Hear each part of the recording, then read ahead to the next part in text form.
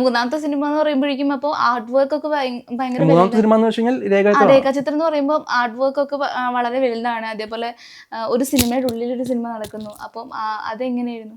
അല്ല, അത് രാമു പറഞ്ഞ ബേസിക് ഐഡിയയും തുടങ്ങിയ ഒരു ഒരു കണ്ടന്റാണ്.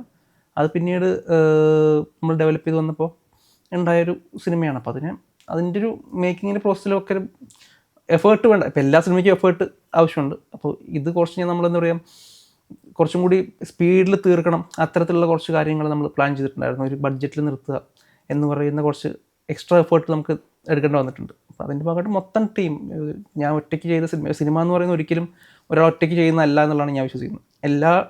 ഇതിൻ്റെ ഓരോ ഡിപ്പാർട്ട്മെൻറ്റും ഭയങ്കര ആത്മാർത്ഥമായിട്ട് ഈ സിനിമയ്ക്ക് മൊത്തം നിന്നുകൊണ്ടാണ് ആ സിനിമ ഇങ്ങനെ ഇതിലേക്ക് എത്തിയിരിക്കുന്നത്. ഇപ്പോൾ സിനിമ എന്ന് പറയുമ്പോൾ എഡിറ്റിങ്ങിനെ കുറിച്ച് എല്ലാവരും സംസാരിച്ചു തുടങ്ങിയിട്ടുള്ളൊരു കാലഘട്ടമാണ്. ഇപ്പം പ്രിയദർശൻ സാറാണെങ്കിൽ എന്താ പറയുക, ചിത്രമായാലും ശരി, കിലുക്കായാലും ശരി, എഡിറ്റിംഗ് കൊണ്ട് മാത്രം ഗംഭീരമായിട്ടുള്ള സിനിമകളാണെന്ന് പറഞ്ഞു. അപ്പം രേഖാചിത്രം എത്രത്തോളം എഡിറ്റിങ്ങിൽ വർക്കൗട്ട് ആയിട്ടുണ്ട്?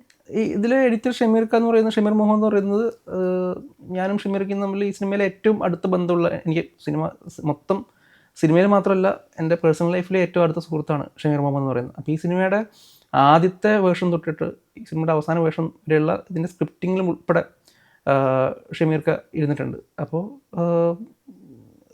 ഇതിൻ്റെ എഡിറ്റിംഗ് സിനിമ കഴിഞ്ഞതിന് ശേഷം ഉണ്ടായൊരു സംഭവമല്ല.